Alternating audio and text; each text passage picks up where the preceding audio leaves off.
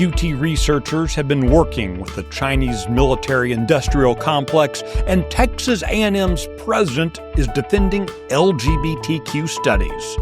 This is Tuesday, September 9th, 2025. Texas Scorecard presents the day's first news for the Lone Star State. The Texas Minute, with your host, Michael Quinn Sullivan. Thanks for spending part of your Tuesday with the Texas Minute. Our goal at Texas Scorecard is to help citizens be more effective by being better informed. To that end, let's jump into today's news. For a second year in a row, elected officials in the small North Texas city of Whitesboro are proposing a big property tax increase, which could raise residents' tax bills by more than 60% without voter approval. Last year, Whitesboro proposed a tax rate that would have raised property taxes by 45% for the average homeowner, but citizens showed up and successfully convinced council members not to do it. Whitesboro city officials, though, are back at it, saying that years of low or no property tax increases have depleted the city's general fund balance, prompting the huge tax hike this year. All of this, of course, is because of a carve-out in a 2019 property tax reform law that exempts municipalities with fewer than 30,000 residents from a 3.5% tax increase cap that's imposed on larger cities. In practice, this means about 90% of Texas cities are exempt. The Whitesboro City Council meets tonight. When Republican primary voters head to the polls in 2026, they won't just be selecting their party's nominees. They'll also be asked to weigh in on a series of non-binding ballot propositions that will help shape the party's direction heading into the next legislative session. The 10 propositions were approved by the state Republican Executive Committee during its meeting in Corpus Christi this past weekend. These propositions are designed to gauge grassroots opinion on major issues. The questions will range from things like ending property taxes to prohibiting Sharia law and establishing term limits for elected officials. While the outcomes don't create law or change the state constitution, they do send a signal to lawmakers about what the Republican base expects from its elected officials.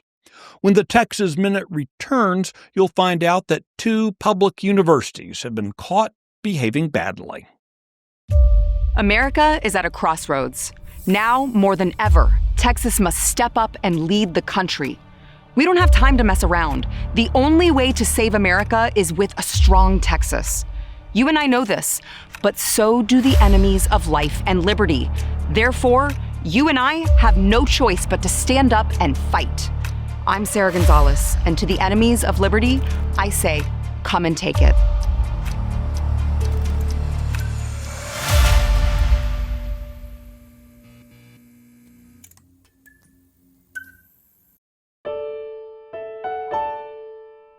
Texas A&M could soon be facing a federal civil rights investigation following revelations that a course instructor removed a student from class over her objections to a discussion about exposing children to transgenderism. During a video obtained by Republican State Representative Brian Harris in Midlothian, a professor can be heard explaining to students how to present gender concepts to children between the ages of 3 and 12.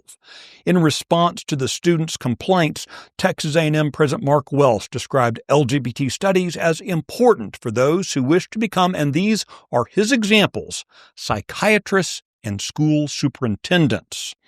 Representative Harrison is calling on Governor Greg Abbott and A&M System Chancellor Glenn Hager to fire Welsh and the professor. Meanwhile, Harmet Dillon, the Associate U.S. Attorney General for Civil Rights, posted to social media yesterday that she found the video, quote, deeply concerning, and that her office would be looking into the matter. A congressional report has found researchers at 2 University of Texas campuses collaborated with academics linked with the Chinese military. Shockingly, these projects were funded by the Department of Defense. The U.S. Congress's Select Committee on the Chinese Communist Party found long-standing shortcomings in DoD policies and practices that were meant to safeguard taxpayer-funded research from China's military apparatus. The report finds that researchers at the University of Texas at Austin and Arizona State University collaborated this year with individuals from institutions linked to the Chinese military-industrial complex. In 2023, researchers from the University of Texas at Dallas and North Carolina State University co-authored a paper on microlaser research with a visiting scholar from a Beijing university that works on advanced weapon systems for the Chinese military. You can find details on these stories and the others mentioned today and keep up with the latest news by visiting TexasScorecard.com. This edition of the Texas Minute was based on the original reporting of Aaron Anderson, Brandon Waltons, Adam Kahn, and Robert Montoya. Our producer is Nick Shepard. I look forward to seeing you out around the Lone Star State. Now go make it a great day.